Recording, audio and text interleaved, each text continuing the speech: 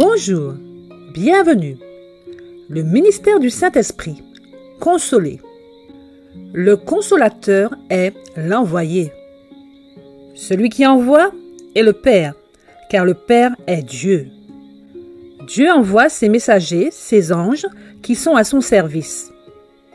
Le Fils est appelé l'ange de l'Éternel et est aussi nommé le chef de l'armée de l'Éternel. La mission du Fils envoyé est de révéler le Père afin que le Père soit vu et approché. La mission du consolateur envoyé est de nous aider à passer de notre état de pécheur à l'état de saint pour nous approcher de Dieu et être remplis de sa lumière. Consoler, sortir l'autre de son état de tristesse pour l'amener à atteindre un état meilleur. Nous sortir de notre état de péché pour nous amener à un état de sainteté.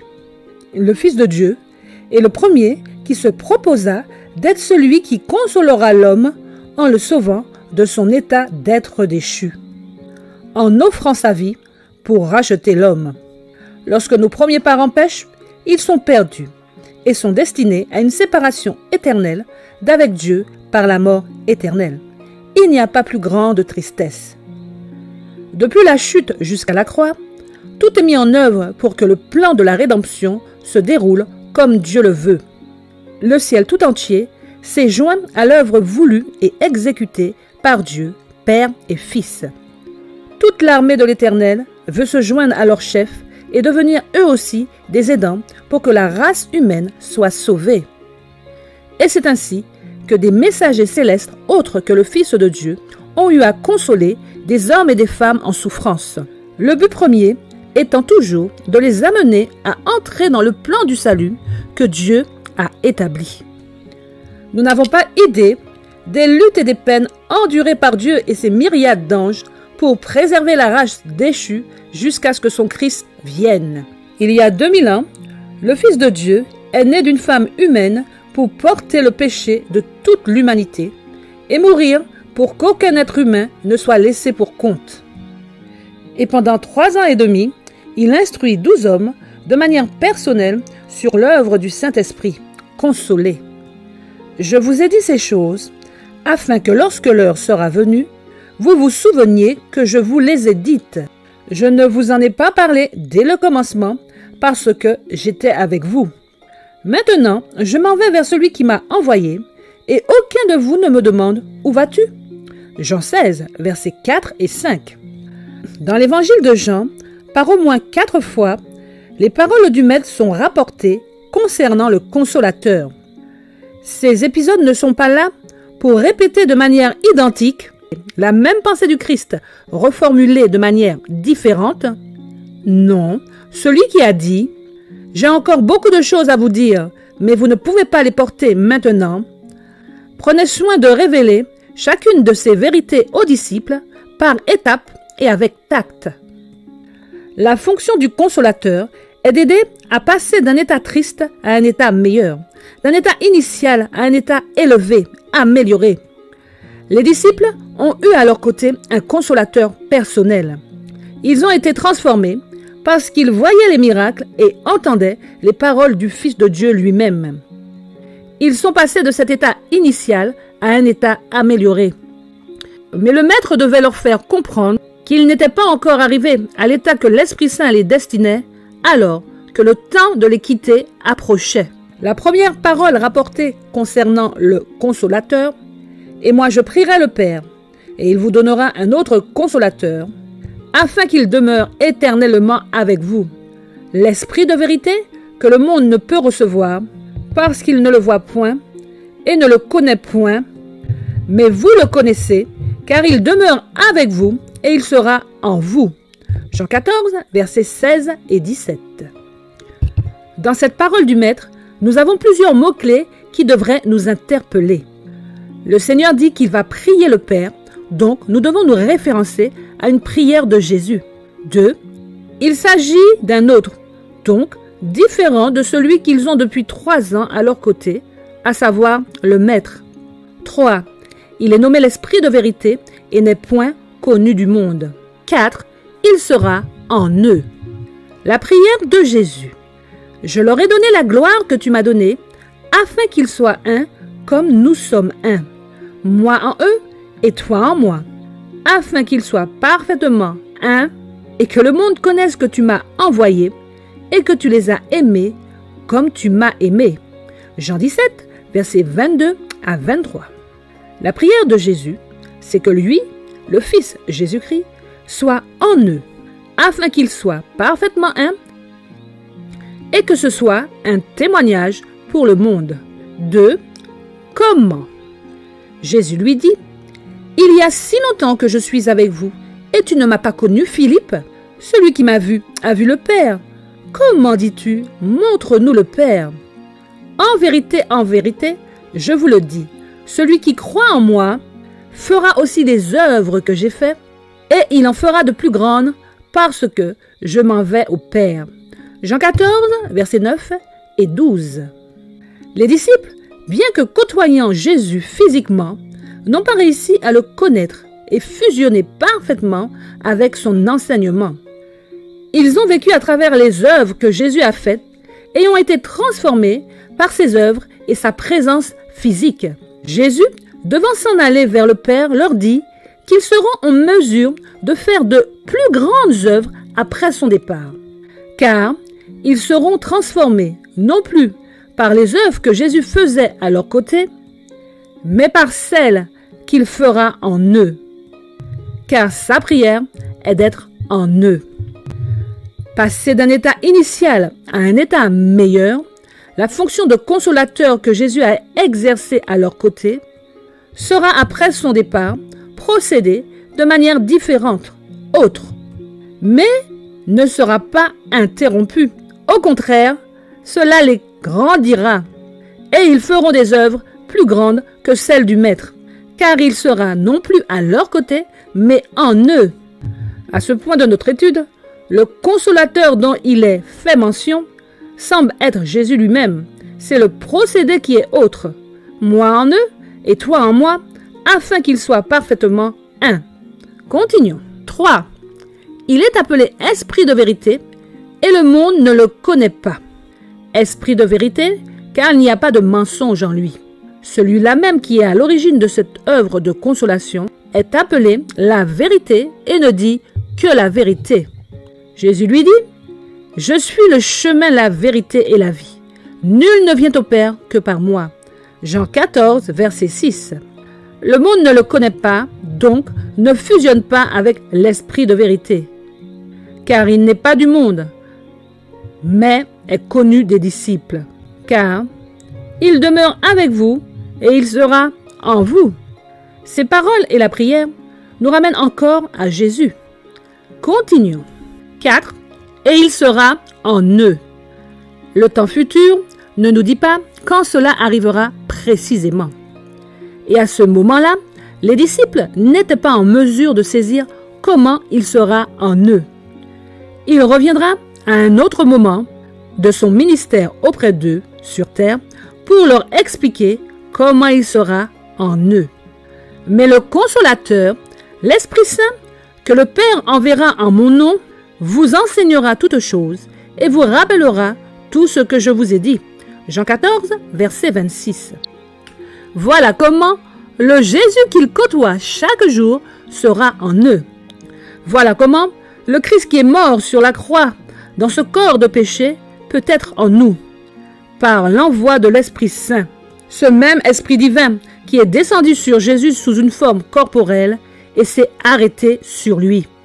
Il descendra également sur eux sous forme de langue de feu au commencement de leur ministère, ce fameux jour de Pentecôte, et se posera sur eux. Donc cette précision nouvelle devrait renforcer la foi des disciples lorsque ces paroles se réaliseront dans leur vie. Ils seront en mesure de dire comme Paul, « J'ai été crucifié avec Christ, et si je vis, ce n'est plus moi qui vis, c'est Christ qui vit en moi. Si je vis maintenant dans la chair, je vis dans la foi au Fils de Dieu, qui m'a aimé et qui s'est livré lui-même pour moi. » Galates 2, verset 20. Mais il est impératif pour cela que Dieu puisse descendre sur nous par son Esprit Saint, le même qui est descendu sur Jésus lors de son baptême. L'œuvre du Consolateur commence lorsque l'Esprit divin descend sur nous. Car le ministère du Saint-Esprit est de consoler, de nous faire passer de notre état de pécheur à l'état de saint. J'en rendis ce témoignage. J'ai vu l'Esprit descendre du ciel comme une colombe et s'est arrêté sur lui. Jean 1, verset 32. Le jour de la Pentecôte, ils étaient tous ensemble dans le même lieu. Tout à coup, il vint du ciel un bruit comme celui d'un vent impétueux, et il remplit toute la maison où ils étaient assis. Des langues semblables à des langues de feu leur apparurent, séparées les unes des autres, et se posèrent sur chacun d'eux. Acte 2, versets 1 à 3. Quand sera venu le Consolateur que je vous enverrai de la part du Père, l'Esprit de vérité qui vient du Père, il rendra témoignage de moi. Et vous aussi, vous rendrez témoignage, parce que vous êtes avec moi dès le commencement. Jean 15, versets 26 et 27. Au chapitre 15, le Maître apporte encore des données nouvelles sur l'œuvre du Consolateur. Les disciples ne sont plus passifs à attendre pour recevoir. Ils entrent en action, eux aussi, et doivent opérer les grandes œuvres dont leur avait parlé Jésus, en rendant témoignage de cette œuvre consolée que Jésus a commencé avec eux lors de son ministère sur cette terre, avant et après la croix. Ce qui implique que le disciple de Christ doit vivre comme le Maître et obtenir les mêmes aides que le Maître a reçues lors de son ministère sur cette terre. Jésus, bien que consolateur pour ses compagnons, a bénéficié de l'aide de consolateur que Dieu lui a envoyé lors de ses épreuves. Car le Père, bien que le soutenant par son Esprit Saint et le protégeant plus qu'il est dans son sein, à cause de la nature pécheresse qu'il a revêtue, il lui a envoyé des messagers célestes pour le consoler. Donc, finalement vient le temps où le Maître leur révèle pleinement leur mission en leur assurant qu'ils ne seront pas seuls, puisqu'il sera avec eux, en eux, et cela éternellement.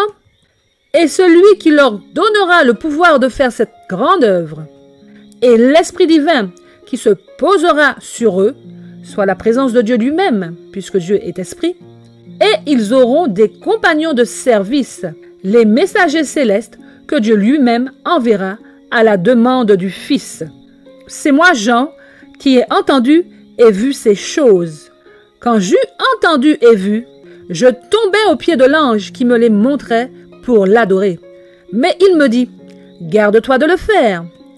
Je suis ton compagnon de service, et celui de tes frères, les prophètes, et de ceux qui gardent la parole de ce livre. Adore Dieu. Apocalypse 22, versets 8 et 9. Cependant, je vous dis la vérité.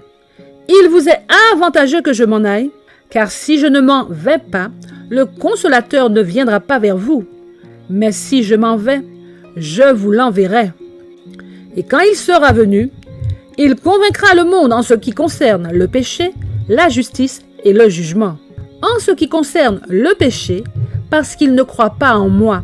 La justice, parce que je vais au Père et que vous ne me verrez plus. Le jugement, parce que le prince de ce monde est jugé. Jean 16, versets 7 à 11. Quand le Consolateur sera venu, l'Esprit de vérité, il vous conduira dans toute la vérité. Car il ne parlera pas de lui-même, mais il dira tout ce qu'il aura entendu. Et il vous annoncera les choses à venir. Il me glorifiera parce qu'il prend de ce qui est à moi et vous l'annoncera. Tout ce que le Père a est à moi. C'est pourquoi je dis qu'il prend de ce qui est à moi et qu'il vous l'annoncera. Jean 16, versets 13 à 15. Le Consolateur que le Fils demandera au Père d'envoyer est un ou plusieurs messagers célestes. Ces messagers sont des êtres saints, sans péché, ne disant que la vérité, puisqu'ils reçoivent leurs ordres uniquement du Père et du Fils. C'est pour cela, Jésus dit, il ne parlera pas de lui-même, c'est-à-dire qu'il ne parlera pas de son propre chef. Ce sont des anges, car nul ne dicte à Dieu ce qu'il doit faire. Ces anges disent ce qu'ils entendent et ce qui vient de Jésus. Ils sont donc témoins de Jésus aussi. Ils rendent gloire au Fils pour son œuvre de Rédempteur et au Père qui, par l'immensité de son amour, a donné son Fils unique pour racheter notre race déchue. Et leur fidélité sans égale à Dieu, Père et Fils, fait d'eux des êtres que nous devons respecter et accepter l'œuvre de consolation qu'ils exercent au milieu de nous, comme Dieu le ferait lui-même. Et à notre tour, nous devenons des acteurs au service du ministère du Saint-Esprit, qui est de consoler. Comment? L'œuvre du consolateur, appelée l'Esprit de vérité, est la continuité du ministère de la rédemption après la croix, qui se caractérise par le ministère du Saint-Esprit, soit de Dieu lui-même dans nos vies, afin que le Fils puisse être en nous, comme il a dit. Dieu veut nous transformer en nous permettant de passer de notre état de pécheur à un état de saint sur cette terre, dans cette vie. Consoler implique 3 phases décisives. Jean 16, versets 8 et 9. Et quand il sera venu, il convaincra le monde en ce qui concerne le péché, la justice et le jugement. En ce qui concerne le péché, parce qu'il ne croit pas en moi. Le Christ est venu pour mourir pour nos péchés et a souffert la mort éternelle. Croire en son nom, c'est l'accepter comme notre Rédempteur et vivre la vie qu'il nous préconise en le laissant vivre en nous, en acceptant que le Saint-Esprit se dépose sur nous. Mais à tous ceux qui l'ont reçu, à ceux qui croient en son nom, elle a donné le pouvoir de devenir enfants de Dieu. Jean 1, verset 12. Car Dieu a tant aimé le monde qu'il a donné son Fils unique afin que quiconque croit en lui ne périsse point, mais qu'il ait la vie éternelle. Jean 3, verset 16. Il les fit sortir et dit, « Seigneur, que faut-il que je fasse pour être sauvé ?» Paul et Silas répondirent, « Crois au Seigneur Jésus et sois sauvé, toi et ta famille. » Acte 16, versets 30 et 31. Jean 16, verset 10. La justice, ou droiture selon les versions, parce que je vais au Père et vous ne me verrez plus. Le Rédempteur doit retourner vers le Père, car le plan de la rédemption se continue dans le sanctuaire céleste. Toutefois, sa vie, sa mort et sa résurrection ne nous exemptent pas de droiture. La manifestation du Saint-Esprit dans nos vies est de nous purifier de tout péché. À celui qui accepte l'Esprit Saint dans sa vie, Dieu dit « Va et ne pêche plus ». Elle répondit « Non, Seigneur ». Et Jésus lui dit « Je ne te condamne pas non plus. Va et ne pêche plus ». Jean 8, verset 11. Jean 16, verset 11. Le jugement, parce que le prince de ce monde est jugé. Le prince de ce monde est le diable, le serpent ancien. Et il fut précipité, le grand dragon, le serpent ancien, appelé le diable et Satan. Celui qui séduit toute la terre. Il fut précipité sur la terre, et ses anges furent précipités avec lui. Et j'entendis dans le ciel une voix forte qui disait « Maintenant le salut est arrivé, et la puissance, et le règne de notre Dieu, et l'autorité de son Christ, car il a été précipité l'accusateur de nos frères, celui qui les accusait, devant notre Dieu jour et nuit. Malheur à la terre et à la mer, car le diable est descendu vers vous, animé d'une grande colère, sachant qu'il a peu de temps. » Apocalypse 12, versets 9 à 10 et 12. Satan est celui qui a fait naître le péché dans le ciel. Christ nous a rachetés du péché et sauvés de la mort éternelle. Et un feu a été préparé pour le véritable coupable et ses anges. Satan sera jeté au feu avec tous les péchés de ceux qui se seront repentis et convertis. Mais pour tous ceux qui ont aimé le péché jusqu'à mourir dans leur péché, ils seront jetés au feu qui a été préparé pour le diable et ses anges. Ensuite, il dira à ceux qui seront à sa gauche, « Retirez-vous de moi, maudits, allez dans le feu éternel qui a été préparé pour le diable et pour ses anges. » Matthieu 25, verset 41. Car tout le ministère du Saint-Esprit est de consoler, nous laver et nous purifier de nos péchés par le sang précieux de Jésus-Christ. Rien n'a été négligé. Dieu, Père et Fils, a tout prévu pour que nous puissions saisir cette grâce et devenons à notre tour acteurs et proclamateurs de cette bonne nouvelle. Dans le ciel, en ce moment même, des livres sont ouverts, examinés de manière minutieuse. Il s'agit du jugement des morts et des vivants. Chaque cas, depuis Abel le premier mort, jusqu'au dernier survivant de cette planète. Chacun de nous, hommes, femmes et enfants, recevront le dû correspondant à nos œuvres. Seuls ceux qui accepteront que le sang du Christ efface leurs péchés seront sauvés. Il prit ensuite une coupe et après avoir rendu grâce, il leur donna en disant « Buvez-en tous, car ceci est mon sang, le sang de l'Alliance, qui est répandu pour plusieurs pour la rémission des péchés. » Matthieu 26, versets 27 et 28. Je regardais pendant que l'on plaçait des trônes. Et l'Ancien des jours s'assit. Son vêtement était blanc comme la neige, et les cheveux de sa tête étaient comme de la laine pure. Son trône était comme des flammes de feu, et les roues comme un feu ardent. Un fleuve de feu coulait et sortait devant lui. 1000 milliers le servaient, et 10 000 millions se tenaient en sa présence. Les juges s'assirent, et les livres furent ouverts. Daniel 7, versets 9 à 10. Puis je vis un grand trône blanc et celui qui était assis dessus. La terre et le ciel s'enfuirent devant sa face, et il ne fut plus trouvé de place pour eux. Et je vis les morts, les grands et les petits, qui se tenaient devant le trône. Des livres furent ouverts, et un autre livre fut ouvert, celui qui est le livre de vie. Et les morts furent jugés selon leurs œuvres, d'après ce qu'il était écrit dans ces livres. La mer rendit les morts qui étaient en elle, la mort et le séjour des morts rendirent les morts qui étaient en eux.